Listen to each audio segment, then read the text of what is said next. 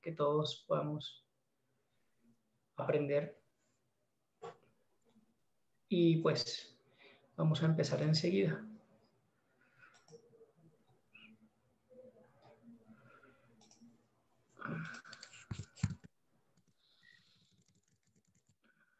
Listo.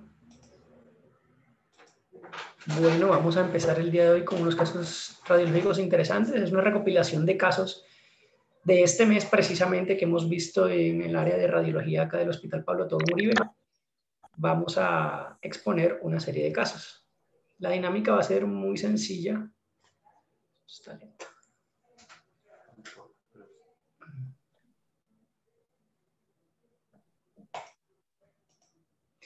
Y pues la dinámica va a ser muy sencilla. El objetivo va a ser reconocer la patología de la órbita y del globo ocular por medio de las imágenes diagnósticas para que pues los oftalmólogos y los residentes de oftalmología se acostumbren y poder identificar las patologías que se pueden llegar a determinar o a observar en las imágenes pues radiológicas y pues que nos acostumbremos todos a ver cómo se desarrollan estas patologías e identificar los hallazgos característicos de estas enfermedades.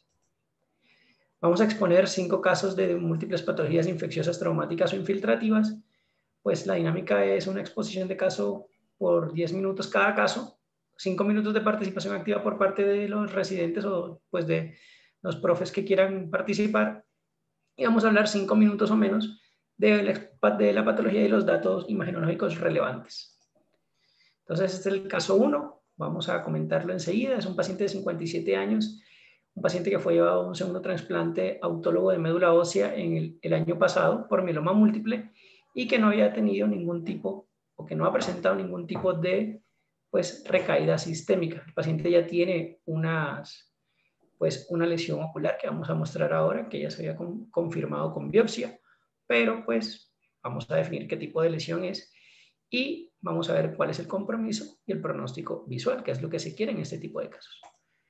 Este paciente se realiza una resonancia, vamos a ver las distintas secuencias, voy a decirles qué tipo de secuencia es y pues ustedes me van a decir qué se logra observar en las distintas áreas y si necesitan pues ayuda, vamos a comentar pues los distintos hallazgos radiológicos. En la imagen de la derecha vamos a observar una imagen ponderada en T2 FLAIR y vamos a observar una imagen ponderada en T2 en la imagen de la izquierda. Mientras que acá en la siguiente diapositiva vamos a poder observar una imagen coronal ponderada en T2 y una imagen sagital y axial, la superior es la sagital y la inferior es la axial, en T1 con supresión grasa. Por último vamos a observar una imagen T1 contrastada con supresión grasa y con medio de contraste arriba, tanto en corte axial como coronal como sagital, y vamos a ver una imagen de difusión y su respectivo valor de ADC. ¿Qué quiere decir esto? Vamos a ver que en la difusión, pues, lo que se intenta buscar es observar si hay un compromiso de multicelularidad, porque lo que hace la difusión es el compromiso por parte del líquido del movimiento bourmiano de los líquidos que se encuentran en el cuerpo, en las distintas estructuras del cuerpo, ya sean en los tejidos blandos o incluso en los óseos. Y su respectivo valor de ADC lo que nos ayuda es a determinar si verdaderamente esa celularidad es alta o no para definir si hay un proceso infiltrativo o no. Entonces me voy a devolver y pues me van a ir comentando qué observan. ¿Quién quiere participar? Buenos días. Empezamos los de R1. Buenos días. A ver, Marcos, adelante. Buenos días a todos. Buenos días, Marcos. Acá estamos los dos, participamos los dos desde acá. Bueno, entonces, este paciente, cuando lo recibimos fue muy interesante porque ya tenía pues, ese antecedente de mieloma múltiple y esa proptosis.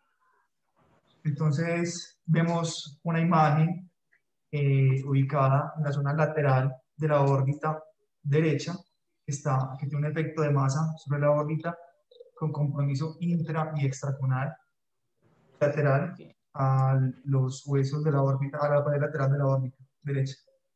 Además de eso, genera un efecto traccional sobre el nervio óptico. Está hipercaptante en T2. Y, ¿qué más se ve ahí? y que pues ¿Les estamos... coloco alguna otra imagen para que puedan definir también más? Sí, por favor. Listo, entonces avanzo, me dicen cuáles les sirven, si estas o la siguiente diapositiva. Pues uno, pues digamos que en esta que logramos ver o que podemos como tomar, es que estamos esperando a veces de que uno con su presión grasa tenía pues como tal hipercaptación, que era lo que usted ya acaba de mencionar, que nos hablaba como de hipercelularidad, como para ir pensando pues en algunos otros, en algún diagnóstico como tal diferencial, y vemos que en este tema pues no tiene como tal hipercaptación. Entonces, bueno, ¿qué más como eso? Pues sí. ¿Les pongo la otra imagen? Listo. Bueno. ¿Algo por definir en esta imagen? ¿No? Pues con la supresión grasa no se alcanza a ver pues que haya captación, que esa es la idea, descartando pues o confirmando el origen posiblemente metastásico o primario pues de una masa tumoral. Y pues algo que no hemos mencionado y es que la masa tiene como dos vientres, uno que está superior y uno que está inferior, y la extensión de uno de ellos hacia lateral. Muy bien. Lo Bueno, otro es entonces como, voy lo otro es también como en los diagnósticos diferenciales que estamos mencionando. Ahorita, por ejemplo, con el T2, la intensidad tampoco era como muy marcada, que también, digamos, en los linfomas hospitales, uno esperaría que estuviera pues más marcada, por ejemplo, de este caso. Bueno, muy bien la descripción. Voy a describirla para que todos nos acostumbremos a la terminología, para que pues cuando ustedes puedan observar alguna lesión también sepan y se puedan orientar en la parte de la terminología radiológica. Lo que estamos observando es una imagen bien definida, bien descrita por ustedes, compañeros, una gran lesión con compromiso intra y extraconal a nivel del margen o borde lateral de la órbita, que se extiende también hacia los tejidos blandos preseptales, no solamente está postseptal, y que es una imagen que mantiene una intensidad de señal. Uno habla en resonancia de intensidades de señal si estamos en unos estudios simples, o sea, sin contraste. Aquí podemos observar que es una imagen en la T2 FLAIR, una imagen con una intensidad de señal similar, podemos definirlo incluso al parénquima, o podemos pues comparar con estructuras cercanas en las resonancias magnéticas de cerebro de órbitas. Se puede hablar de intensidades de señales similares o hiper o hipointensas con respecto al parénquima cerebral. Podemos observar que es una imagen que es similar o una intensidad de señal o isointenso al parénquima cerebral, tanto en las secuencias T2 como en las secuencias ponderadas en T2 FLAIR, y en las secuencias T1 mantiene, como vamos a observar acá en esta sagital y en esta axial, mantiene su intensidad de señal. Hay que denotar que esto es un estudio sin contrastes en un T1 con supresión grasa. Miremos cómo se ve la grasa superficial, pero sin contraste. Entonces esta es una lesión que vemos cómo se ve la grasa aquí intraconal delgada y la comparamos con la de la órbita contralateral. Vemos cómo la grasa suprimió pues por el mismo efecto de la técnica, y vemos cómo esto es una verdadera lesión sólida que está desplazando las estructuras. Esta imagen de T1, pues sin contraste, no nos ayuda a observar distintas cosas, pero la idea de esta imagen es poder verificar si es una imagen pues verdaderamente sólida o que no tenga ningún compromiso también graso que nos hiciera sospechar algún otro tipo de lesión o algún otro tipo de patología. Por lo menos si es de un músculo extraocular, podría ser incluso hasta un sarcoma, pero pues verdaderamente no se ve aquí. Y vemos que en las imágenes contrastadas ya podemos hablar, como dijo el compañero, de realce. Y aquí vemos que las imágenes por lo general T1 se suprimen en la grasa, porque la grasa, si no la suprimiéramos, nos daría un contraste bien brillante, bien marcado, pues típico de ella en las secuencias T1, o sea, bien intenso o hiperintenso. Entonces, se suprime mediante distintas técnicas para que nada más lo que sea intenso es la captación molecular del gadolíneo, que es el medio de contraste que se usa acá. Efectivamente, como habían descrito, es una lesión que tiene dos vientres, uno superior, uno inferior, y vamos a observar que está desplazando las estructuras intraconales hacia el lado contralateral, comprimiendo los músculos extraoculares recto superior y también el recto inferior. Y hay que tener en cuenta que también se está dirigiendo hacia el ápex petroso. esta patología también restringe parcialmente en ciertas áreas a la difusión. El diagnóstico, pues muy claro, muy bien dicho por ustedes, es un plasmocitoma, que es básicamente una proliferación de células plasmáticas y es distinta al mieloma porque la proliferación de este es una proliferación multicéntrica. Se considera que el plasmocitoma es un precursor o es una patología precursora en algunos casos al mieloma múltiple. Este paciente ya tenía una serie capa diagnosticada con celularidad típica de mieloma múltiple, ya había sido llevado, como dijimos, a un recambio medular, y es un paciente que lamentablemente pues viene con una nueva lesión. Las lesiones que presentaba en la calota, pues en el cráneo, no tenían ningún tipo de avance. Entonces se consideró que era una lesión local y también pues en el resto del cuerpo que se le estudió no tenía ninguna lesión recidivante, a pesar de la quimioterapia que iba. Entonces se consideró que era un plasmocitoma de la glándula lacrimal. Pues para comentar, esta es una patología muy rara, muy rara, solamente han habido como 5 casos reportados en la bibliografía revisada, y los plasmocitomas son, pues, a pesar de que incluso son raros, son muy raros, incluso aún más extramedulares, como es este caso. Entonces, hay siempre que tenerlo en cuenta y siempre evaluarlo y nunca descartarlo, sobre todo en estos pacientes. Por lo general, los intramedulares, los plasmocitomas, pues son una breve revisión, solamente se dan en el esqueleto axial, y los extramedulares, pues tienden a comprometer la submucosa del tracto respiratorio. Difícil extensión hacia órbitas, pero puede pasar. Y da por lo general en la 6ª a 7ª década de la vida, como es el caso de este paciente, y lamentablemente pueden llevar a una progresión a mieloma múltiple en menos de 3 años. Entonces, la importancia de este paciente es evaluar el pronóstico, pues si se hace una decisión a tiempo, evaluar el crecimiento rápido por su compromiso maligno, no por el tipo de lesión, no solamente por el tipo de lesión, sino por el compromiso de los nervios, del nervio óptico y el compromiso de los músculos extraoculares, como estábamos viendo, y poder definir qué se le puede pues, realizar a este paciente. Como hemos visto y muy bien descrito por los compañeros, es isointenso el parénquima cerebral, o es una imagen pues de gran de gran tamaño que está en el borde externo de la órbita, es isointenso en T2 y FLAIR al parénquima cerebral y realza de manera ávida el medio de contraste. La difusión en este caso es variable. Cuando uno habla de difusión, habla de restricción o no a la difusión. Restringe o no, pues porque se impide, o como había comentado, el movimiento del agua dentro de las células. Entonces, eso es lo que estamos viendo. Y aquí la patología previa incluso de este mismo paciente, donde se demostraba que el tamaño era mucho menor. Y estas imágenes que observamos acá en T1, T2, T2 FLAIR y contrastadas, vemos que la patología estaba incluso de menor tamaño. Esta progresión se dio en un mes. Estas imágenes son del mes de marzo. Entonces, yo tengo una pregunta. Comento. Nosotros inicialmente pensamos que el músculo estaba comprometido, el recto lateral. ¿Nos puedes mostrar si se puede delimitar el recto lateral? Porque realmente yo pensé que era una masa del recto lateral. Pues acá se ve desplazado. Este es el nervio óptico y el músculo recto lateral se ve desplazado. No había compromiso hasta donde pudimos observar. Sí, en cirugía nos dimos cuenta que no estaba comprometido, pero pues yo pensé realmente que estaba comprometido por la imagen. Entonces, pues yo quería ver como del que me delimitaras el recto lateral, pues sí, como para aprender, porque sí, realmente... Por el aumento de tamaño de la imagen del vientre inferior, pero está completamente desplazado. Aquí vemos el recto inferior y el recto lateral, pues no se delimita tan bien, pero pues en unas imágenes más posteriores, pues sí se observa, sino que pues trae las imágenes claras, pero aquí se ve un bordecito pequeño. Ok. Listo. Continuamos con el siguiente caso. Esta es una paciente femenina de 53 años con dolor ocular derecho, una edema en la región periorbitaria e ingresó también con cefalea. Tiene 13 días de evolución y estaba en tratamiento ambulatorio con ciprofloxacina y pues por la no mejoría decidió consultar.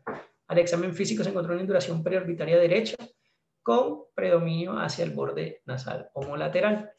Aquí vamos a observar las imágenes pues, iniciales y tenemos también las imágenes en resonancia magnética. Acá tenemos una imagen de tomografía contrastada en un corte axial, en un corte coronal y en un corte sagital del lado derecho, justo adyacente al epicanto interno o medial de este paciente del lado derecho. Alguien que quiera, pues, describir las imágenes, y después enseguida mostramos las imágenes de resonancia magnética. Buenos días. Mi nombre es Andrea, entonces les voy a decir pues qué veo. O sea, lo que más veo es como a nivel hacia la nariz, como medial. Se ve como el tejido un poco pues como sucio, como si estuviera inflamado. Mm, y de pronto un poco hacia posterior, pues como no creo que alcance a ser preceptal, pero sí, sí, pues como a nivel del septo se ve como inflamado. Eh, y en la imagen de la derecha, me parece que las imágenes, pues que ahí donde se ve el tejido como inflamado, toma como forma de quiste, aunque no se le ve pues como nivel líquido. Ok, muy bien. Y en la imagen del centro se logra observar también la imagen, pues, quística que describo. Vamos a mostrar las imágenes de resonancia. Aquí tenemos un T2, una secuencia T2, acá tenemos una secuencia T1, acá tenemos la secuencia respectiva en coronal de esta, y acá una secuencia T1 con supresión grasa, con su respectiva imagen coronal. ¿Quién quiere Bueno, comentar? yo creo que ahí pues al mismo nivel de donde se veía en el TAC, se ve pues como una dilatación correspondiente pues a esos quistes que veíamos. Y en la imagen de arriba a la derecha se ve pues que también tiene un realce como en la periferia. Muy Mm, bien. y pues tiene que esa localización pues como en línea media, que creo que ayuda. Listo, ¿y qué patología podría ser? Pues por las características clínicas, pues hay que pensar en una dactiocistitis, pero ahí esa lesión pues en línea media, pues yo esperaría verla más como en alguien pequeño, pero pues el dactiocistosele tiene como esas características. Muy bien, pues vamos a describir bien las imágenes, muy bien la descripción por usted, doctora. Vamos a acostumbrarnos, muy bien dicho y muy bien descrito la parte de que se ve sucio. De hecho, ese es un término pues que se usa mucho, no es como tal sucio, sino estriado. La grasa, cuando hay cambios inflamatorios en cualquier parte del cuerpo, acá podemos ver grasa, acá podemos ver grasa, acá en los tejidos blandos preceptales también se ve eso sucio que usted describió se describe como estriación de la grasa, se da por cambios inflamatorios. Ese es un estudio contrastado. Vemos aquí una referencia en la arteria basilar que se ve pues brillante o realzando. Cuando tenemos un estudio contrastado, se dice que realzan las estructuras, normalmente realzan las estructuras vasculares, y los cambios inflamatorios son infiltrativos. Aquí vemos que esta patología, como muy bien la describió, se ve justo que no alcanza el septo, con una imagen con realce periférico e imágenes hipodensas, porque en tomografía hablamos de densidades hiperdenso o hipodenso, porque los rayos X que se toman en tomografía pues, son multiplanares, miden densidades variables, con unas imágenes quísticas en el centro.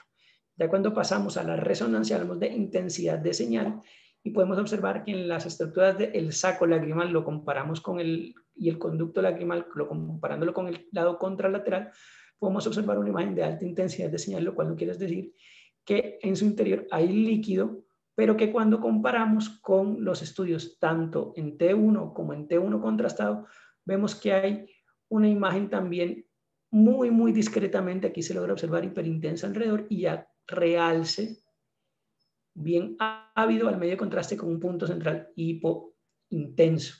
Esto se refleja también en los cortes coronales, como podemos observar, y podemos observar aquí este punto con un realce periférico. También podemos observar un discreto realce de la grasa subcutánea aquí alrededor, y esto es muy bien, doctora, compatible con una dacriocistitis.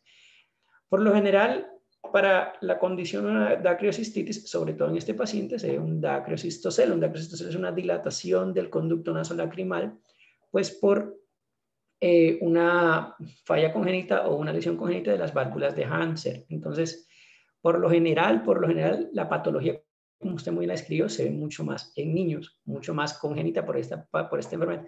Sin embargo, en pacientes mayores, sobre todo en la tercera década de la vida, como es el pico de esta enfermedad, pues se observa que por sinusitis, infecciones por otitis media recurrente, traumas, pues pueden presentar también dicha patología, una dacriocistocele por una obstrucción crónica, llámese por una sinusitis crónica, y su posterior inflamación, que es la dacriocistitis. ¿Cuáles son los posibles diagnósticos diferenciales? Podemos tener el hemangioma. El hemangioma, sobre todo en niños, es una lesión que va aumentando de tamaño y no tiene la característica azulosa o violácea, sino más que todo un poco más roja o un poco más de color eritematoso. Y el quiste dermoide va a tener otra coloración distinta y va a ser una lesión incluso mucho más indurada. Entonces, lo tenemos en cuenta. ¿Cómo se van a ver? Normalmente el dacriocistocele es una masa homogénea bien definida de paredes delgadas, ya sea en tomografía o ya sea en resonancia. La intensidad de señal siempre va a ser líquida en todas las secuencias y no va a realzar para nada en las secuencias con medio de contraste.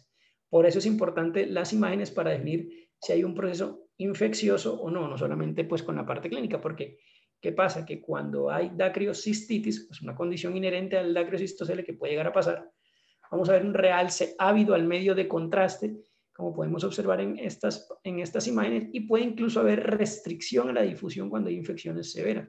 Vemos que aquí en las secuencias DWI o de difusión con sus respectivos valores de ADC o valores pues donde se mide ya de manera cuantitativa el movimiento o la restricción celular, vemos que como hay pus o hay material ocupante inflamatorio, hay granulocitos también a ese nivel, se restringe el movimiento entonces de la uva de ese nivel, y pues el conducto nasonormal es un conducto de drenaje, debería pues no haber ningún tipo de alteración en el movimiento a este nivel y en el canal observado, y podemos observar que sí hay una gran marcada restricción a la difusión hiperintenso o una intensidad de señal ávida en las secuencias de difusión con su respectiva hipointensidad muy marcada si comparamos con el parénquima cerebral, que esa es la referencia en estos estudios que se ve en las secuencias de ADC.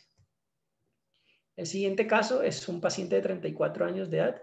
Es un paciente con antecedente de compleja esclerosis tuberosa, autismo, epilepsia multifocal refractaria que fue llegado a resección quirúrgica de un astrocitoma subependimal frontal derecho grandísimo y su hidrocefalia obstructiva que ya afortunadamente resolvió con una válvula de derivación ventricular y ingresó nuevamente por pues crisis motora. Se modificaron los antiepilépticos, pero un hallazgo incidental ocular. Entonces, vamos a poner las tres imágenes. Vamos a poner, todas estas son de tomografía. Y vamos a poner primero las imágenes acá observadas del globo ocular y vamos a poner después pues, las de cráneo.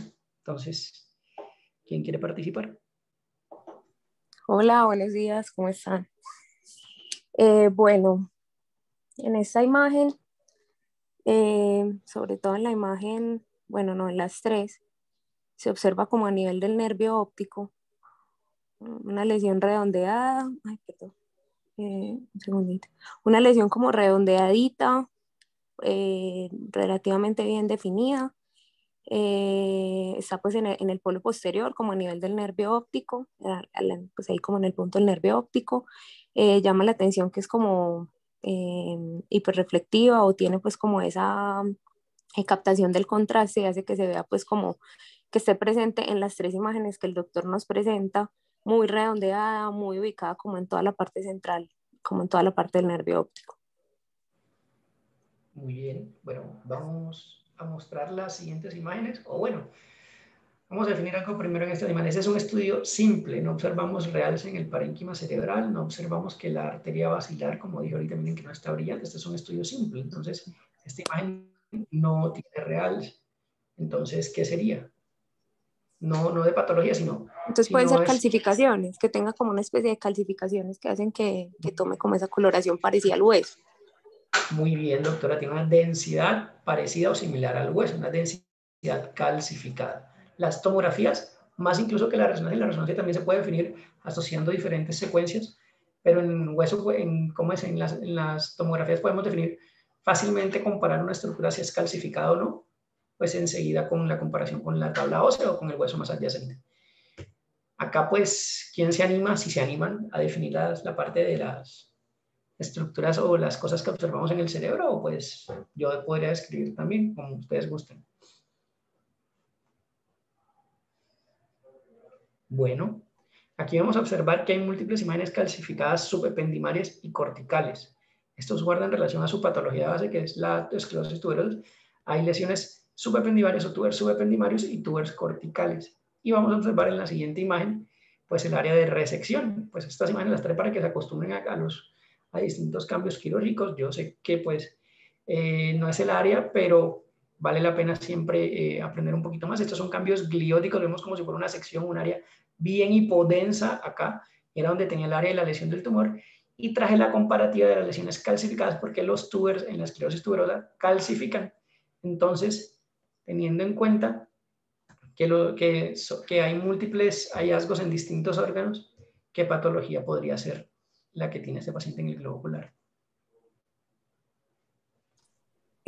Podría ser, pues, de acuerdo a al antecedente que tiene el paciente, pues ser como unos amartomas secundarios, pues, que los hacen estos pacientes que tienen esclerosis tuberosa y que normalmente también hacen compromisos cardíacos, retardo mental, hacen como anormalidades también a nivel de la sustancia blanca y que pueden tener múltiples lesiones como las que nos mostraste en la imagen, en la otra imagen de sistema nervioso, donde se ven pues como múltiples lesiones calcificadas también. Exactamente, doctora. Entonces, este es un amartoma en esclerosis tuberosa, un amartoma retiniano. La esclerosis tuberosa es una patología rara, bueno, no es tan rara, es relativamente frecuente y es autosómica dominante, 1 de cada 10.000 nacidos vivos. La manifestación retiniana, perdón, ahí no lo coloqué, no es tan frecuente. Es más que todo a nivel cardíaco con rhabdomiomas, a nivel renal y a nivel cutáneo. Por eso es un síndrome neurocutáneo. La masa que se ve por lo general en las descripciones del fondo de ojo la describen como una imagen amarillo grisácea, sesiles que protruyen a través de la retina, como vamos a ver en esta imagen violácea acá superior. Y por lo general, afortunadamente, son asintomáticos, aunque siempre hay que tener en cuenta la evolución y el desarrollo porque pueden generar edema macular si está muy adyacente, pueden generar neovascularización o cambios en la vascularización retiniana y uno de los cambios más severos, pues el desprendimiento retinal. Entonces el seguimiento se tiene que hacer continuo en este tipo de pacientes. Y revisiones oftalmológicas seriadas. Vamos a observar que en la imagen hay una tomografía de coherencia óptica donde vamos a poder observar que esto, que es básicamente el amartoma, no protruye pues por delante o por manera hacia de parte de la retina, sino que viene de las capas pigmentadas, perdón, sino que viene del fondo, o sea, de la parte retina, o sea, que es una lesión de compromiso nerviosa. Y una cosa interesante en este paciente es que tiene una única lesión, lo cual quiere decir que es una patología que puede estar empezando. Puede ser calcificada y cuando ese sí lo redondea y no es calcificada, es muy difícil de definir y hay que descartar otras patologías como el desprendimiento de retina. Entonces, en este paciente afortunadamente hasta el 60% de estas patologías, de estos amartomas, son calcificados y múltiples, entonces es mucho más fácil de definir. En este paciente pues estaba nada más uno en un único ojo, entonces también un poco difícil de contrastar. Este es el caso 4, este es más rapidito. Este es un paciente que llegó con un trauma ocular, paciente que estaba eh,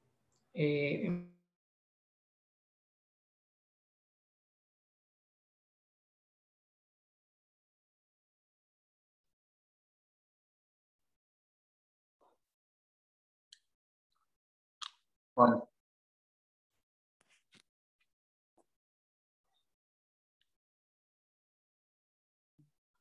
creo que el doctor Juan Se le Carlos dañó el Pinzón, internet. y puede ser. Juan, se cayó la presentación.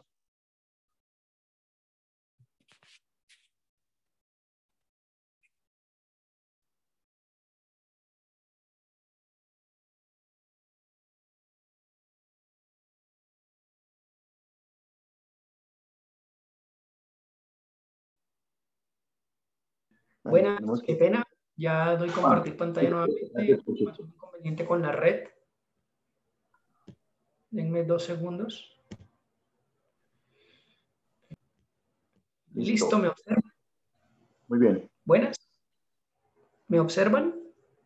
Sí, señor. Se observa muy bien. ¿Aló? Se ve Ok, muy bueno, bien. entonces, listo, perfecto. Entonces, este es un paciente que llegó después de una riña acá al hospital con un trauma ocular. Esa es básicamente la sintomatología del paciente. Entonces, ¿quién se anima? Bueno, buenos días, ¿cómo están? Buenos días. Entonces, en estas pues cortes de tomografía, aquí al lado izquierdo pues que es un corte axial, pues lo que me llama la atención es principalmente que en el ojo izquierdo pues no observo bien como el cristalino, puede ser que de pronto pues esté rotado un poquito y no se haya logrado pues coger en ese ojo el corte del cristalino, pero me llama eso la atención y por lo tanto pues no se observa como bien forma la cámara anterior que sí la vemos en el ojito derecho. Y ya en los cortes sagitales, este es el derecho y este es el izquierdo, ¿cierto? El de arriba Sí, es el señor. derecho. Ok, aquí lo mismo, vemos muy bien el cristalino, vemos muy bien la cámara anterior, pero en el ojo izquierdo seguimos sin observar el cristalino. No sé si aquí veo pues como una pérdida de la continuidad y adicionalmente puede ver pues o hablar de que hay algo de edema pues como de los tejidos blandos preseptales. Entonces pues por el antecedente de trauma, yo diría que puede ser un trauma penetrante, pues con una herida corneal y que frecuentemente vemos que el trauma es tan severo que pueden hacer pues como expulsión del cristalino en el momento del trauma. Ese sería como mi diagnóstico. Creo que se le fue al doctor Mora otra vez la imagen. Que se reconoce. Listo, entonces, ¿qué patología puede definir, doctora? Muy bien descrito. Por el antecedente de trauma, posiblemente estamos ante un trauma penetrante, posiblemente una herida corneal y la severidad de pronto del trauma fue tanta que nos ha pasado, pues y lo vemos frecuentemente, que hacen pues expulsión del cristalino en el momento del trauma. Listo, muy bien. Muy bien, doctora. Esto es una laceración corneal, pero no es una laceración corneal superficial, es una laceración corneal profunda. Las laceraciones corneales superficiales no tienen, pues no se extrapolan a nivel de las imágenes diagnósticas. Vamos a ver esta imagen bien bonita que pues a todos nos sirve para repasar. En el globo ocular se ve la córnea en la porción anterior. Vamos a ver el cristalino, representado aquí por la letra L de lens o lente de la cámara anterior, el segmento posterior o el humor vítreo. Las capas, pues que están conjuntas porque en tomografía no se logran observar o separar las capas de pues del globo ocular, sino que se ven como un complejo de esclera coroide retina. Vamos a ver el recto lateral, el nervio óptico y el recto medial. Entonces, acá un esquema superior y aquí pues cómo se ve la representación. Este paciente tenía una laceración corneal profunda, bien dicho, muy bien doctora, por un trauma penetrante, puede ser superficial o profunda. Acá vemos una superficial sin compromiso, pues vemos a nivel clínicamente cómo se ve la pérdida de solución de continuidad a nivel de la córnea, sin relevancia o sin referencia, porque no hubo pérdida del humor acuoso, que estaba pues hablando del segmento anterior, en la cámara anterior. Vemos que no hay representación imagenológica, pero en la profunda puede haber un aplanamiento al compararlo de manera contralateral. Aquí vemos adyacente el cristalino a este. En el paciente que nosotros vimos, pues sí tenía el cristalino, pero no se veía adecuadamente por el gran edema de los tejidos blandos que se presentan. Entonces, ahí pues cobra importancia la evaluación clínica también, siempre relacionándolo con la parte de las imágenes. Y ya hablando de la parte profunda, pues vamos a hablar que tenemos de los otros tipos de trauma. Vemos acá una luxación completa del cristalino, una subluxación, y vemos el signo de la pues, rueda despichada, como se le podría decir, que es la parte de la rotura ocular con un gran edema. Vemos que esta grasa está completamente sucia o estriada, al compararla de manera contralateral. Vemos que incluso hay esta imagencita que no es grasa, es una densidad de aire, pues es aire acumulado o enfisema subcutáneo en los tejidos preceptales. Acá podemos observar de manera clínica a este paciente el paciente inferior, perdón, con un IPEMA a nivel pues, de la revisión pues, clínica. Entonces, estos son los, traje esta pequeña revisión de trauma ocular, sobre todo de lesiones del cristalino. Y el último caso es el caso 5, es una niñita de 5 años, sin ningún antecedente pues, de importancia, salvo que pues, actualmente tiene el plan ampliado de inmunizaciones completo. Llegó 5 días con fiebre, edema palpebral izquierdo, progresión bilateral, diplopía y visión borrosa. Con una leucocitosis altísima, una PCR también elevada y una disminución de los movimientos oculares al examen físico. Estas son las imágenes. Solamente dieron estas imágenes que son contrastadas tomográficas. Estas y las siguientes. Vamos a ver quién se anima. Hola, buenos días.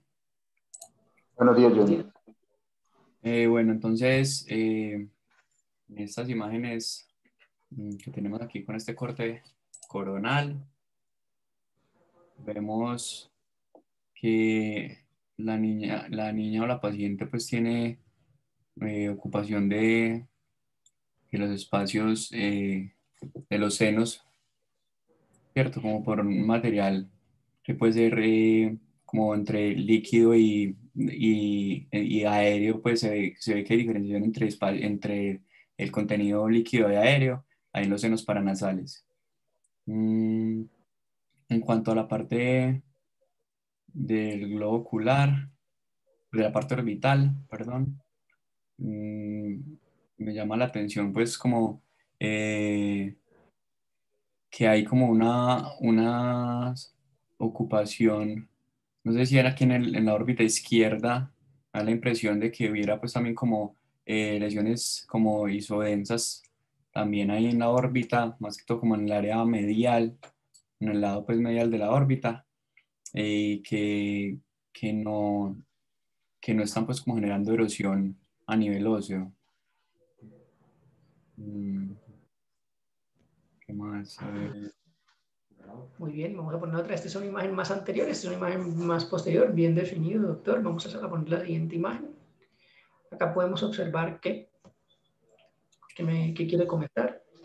Ok, ahí también podemos ver en este corte axial que hay también, entonces en la imagen pues, que tenemos aquí en el corte axial también se ve pues, que hay como una ocupación ahí dentro de la órbita de lo que parece puede ser como no una lesión sólida, sino como una lesión y pues también que como dije de característica isointensa, donde también se ve como aire en ese espacio que digamos que desplaza un poco el tejido muscular, el músculo extraocular, pero que no está pues como generando compromiso a nivel del cono en la parte pues posterior. Muy bien, doctor. Con la clínica y con estas imágenes, ¿qué podría definir usted que tiene esta paciente? ¿Qué patologías? Pensaría que pudiera ser un compromiso infeccioso, de pronto una celulitis poseptal que está haciendo ya pues un compromiso ahí dentro de la órbita. Muy bien, doctor. ¿Qué más? ¿Qué otra patología tiene esta paciente? También como tiene compromiso de los senos paranasales, también una sinusitis infecciosa. Muy bien, doctor. Bueno, vamos a definir bien. Bueno, vamos a describir las imágenes muy bien descritas por usted, doctor. Se ve un material de atenuación de tejidos blandos o una retención mucosa aquí a nivel del seno maxilar con niveles hidroaéreos que también se extienden un poco hacia los meatos nasales, sobre todo hacia el meato medio, un poco al superior, y hacia las celdillas etmoidales. Tenemos que también hay niveles hidroaéreos. Con respecto al compromiso orbitario, aquí puse dos imágenes, una más anterior y una más posterior. Este es adyacente a la parte posterior del globo ocular y este es un poco más hacia el tercio medio de la órbita. ¿Qué vamos a observar? Vemos que aquí hay una gran imagen hipodensa con material, con imágenes, una imagen de densidad aérea en su interior, que se guarda correlación con lo que estábamos viendo en las imágenes axiales que ya vamos a colocar, y vemos que desplaza el músculo recto medial. Vamos a poder observar que dicha imagen tiene un pequeño o un discreto, muy discreto, hasta difícil de ver, realce, que se va a observar un poco mejor en las proyecciones sagitales. Acá vemos cómo desplaza el músculo y vemos el pequeño realce. Y vemos también en el axial la ocupación de las celdas etmoidales por nivel hidroaéreo y vemos que también hay una estriación completa de los tejidos blandos preceptales de manera bilateral, incluso aquí a nivel pues de la nariz. Entonces, ¿qué patología pues podría ser? El doctor muy bien lo dijo, tiene una celulitis periorbitaria con compromiso intraconal, tiene una sinusitis. El diagnóstico de sinusitis es un diagnóstico clínico, no radiológico, asociado a la sintomatología. Se podría sugerir la parte de las imágenes y tiene esta imagen que tiene una densidad líquida con nivel hidroaéreo, que es una complicación de la celulitis, que a su vez es una complicación de la sinusitis, que es un absceso subperióstico. Una pregunta, una cosa, Comente. quiero decir, ¿será que te puedes devolver a la otra imagen? Sí, señora. La órbita derecha también me parece que está comprometida. Eso iba a decir, así es, doctora. Completamente está comprometida con una imagen que apenas está formando y separando la parte del periósteo a este nivel, sin compromiso o sin marcado compromiso del recto medial, que podemos observar acá. Hay una pequeña estriación. Ok, Compromiso. gracias. Esta paciente es bilateral. Esta paciente tiene un absceso subperióstico bilateral, que es una complicación orbitaria de la sinusitis hasta en un 3%. Recordemos que el absceso subperióstico es una de las complicaciones más severas que existen de la sinusitis. Dentro de las complicaciones de la sinusitis está también la osteomielitis de las paredes de los senos paranasales y el compromiso pues ya intracerebral, llámese pues con meningitis o abscesos o absceso como es cerebral. Entonces, ¿qué vamos a observar del absceso? Y también la trombosis del seno cavernoso o tromboflebitis del seno cavernoso, las tres complicaciones principales de la sinusitis. Vamos a observar que en este paciente el absceso perióstico va a tener dolor, proptosis, incluso quemosis en la parte clínica con alteración visual, ya sea con diplopía, visión borrosa, como la presentaba este paciente. Los gérmenes más comunes son aquellos que se encuentran en las cavidades neumatizadas y la más directa y la más frecuente es la etmoidal, ya sea por vía hematógena, linfática o directa, pues por compromiso, sobre todo más en la etmoidal. Aquí vemos la parte clínica de un paciente con la parte de la proptosis, la quemosis periorbitaria marcada, y a los 10 días vemos que este paciente pues ya no presentaba ningún tipo de alteración. Aquí el absceso perióstico lo vamos a definir como una imagen de densidad líquida entre la lámina papirácea del etmoides y el periósteo orbitario, que se va a definir completamente debido a que es una lesión por debajo del hueso, subperióstico, como es su nombre, que va a generar proptosis y va a generar desplazamiento de las estructuras intraorbitarias de manera contralateral. Si este absceso subperióstico llegara a romper la parte que la separa de la cavidad de manera, pues que la separa de la cavidad orbitaria, se produciría un absceso orbitario, que ya es una complicación bien marcada, porque puede haber diseminación por el nervio óptico, puede haber un compromiso severo de los músculos extraoculares e incluso del globo ocular. Entonces, por eso esto es una urgencia que se debe manejar pues de manera inmediata y debe manejarse de manera agresiva con antibióticos, incluso manejo quirúrgico. ¿Cómo se va a ver? Como una colección con material de densidad líquida, como muy bien describió el doctor, con un realce periférico que puede llegar a ser variable. Lo que más nos importa aquí es el compromiso por el material de densidad líquida, como observamos en este ejemplo, que hay un compromiso incluso hasta del seno frontal y de las celdillas senoidales, y vemos como esta gran imagen tiene un realce periférico leve que está desplazando las estructuras del globo ocular. Este se dio aquí en la parte superior, un absceso subperióstico del frontal. Vemos cómo desplaza el recto superior, la arteria de la vena oftálmica, y vemos cómo incluso ya está comprometiendo el recto medial. Entonces, muy bien definido por el doctor. Este paciente también tiene de diagnóstico clínico y radiológico una pansinusitis con los niveles hidroaéreos, definido con compromiso también del complejo osteomeatal y del meato medio e inferior. Entonces, pues, muy bien descrito por el doctor previamente. La paciente de nosotros fue llevada a una cirugía endoscópica transnasal con antrostomía tanto maxilar como etmoidal anterior y descompresión bilateral. La paciente, pues, salió de la institución el día 24 de este mes, muy bien, sin ningún tipo de complicaciones y con un adecuado examen físico de los músculos extraoculares y ningún compromiso, pues, de su visión. Y listo. Algunas preguntitas. Esta es la bibliografía que usé, pues, para que puedan referenciarse. ¿Alguna duda o preguntas? Bueno, excelente excelente la presentación de los casos, muy didáctico, y agradezco también la participación de los residentes. Estuvo muy dinámico todo. Muchas gracias, hombre Juan. No, creo que estuvo muy claro y nos recuerda lo que siempre insistimos en que uno, como oftalmólogo, y seguramente les pasa con otras especialidades, se equivoca al no dar más datos clínicos, a remitir las imágenes. Yo creo que uno debe hacer una pequeña historia y escribir qué está buscando para que ustedes nos puedan también orientar más. Y eso es algo recurrente, pues yo creo que en todos, pero ahí queda claro que entre el radiólogo y el oftalmólogo nos pueden apoyar para resolver este tipo de casos difíciles. Gracias, Cris, por la orientación también aquí con los casos que son muy pertinentes obviamente a tu área de especialidad. Doctor, una pregunta es, yo pues estoy grabando la presentación y tenemos un canal académico. ¿Puedo usar esta presentación para ponerla en el canal? Claro, no hay ningún problema, doctor. Muchas gracias, hombre. Muchas gracias, muy buena presentación, súper buena.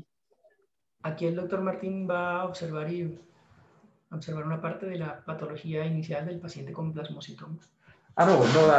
No, muy bien a Juan por la presentación, la excelente presentación que hizo, los residentes pues por participar activamente. Y quería mostrar algo muy interesante a propósito pues que del doctor Restrepo, que le gusta mucho el rock. Y miren lo siguiente, en este primer paciente del plasmocitoma, miren lo que está ocurriendo con el globo ocular. Hay proptosis, pero miren lo que le está sucediendo a las paredes posteriores.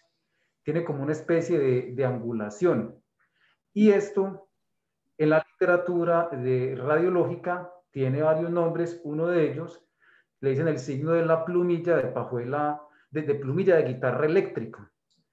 Miren que más o menos tiene esa apariencia. Y esto es un signo radiológico de un síndrome compartimental orbitario, que obviamente es un diagnóstico también muy clínico, pero se los quería mostrar porque el hallazgo pues está muy bonito.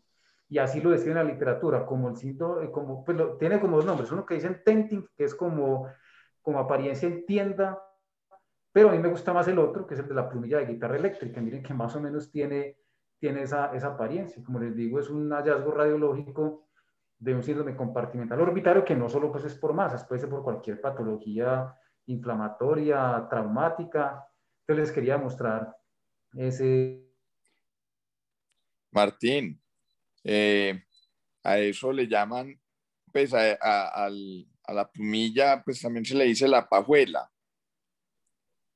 Sí, señor.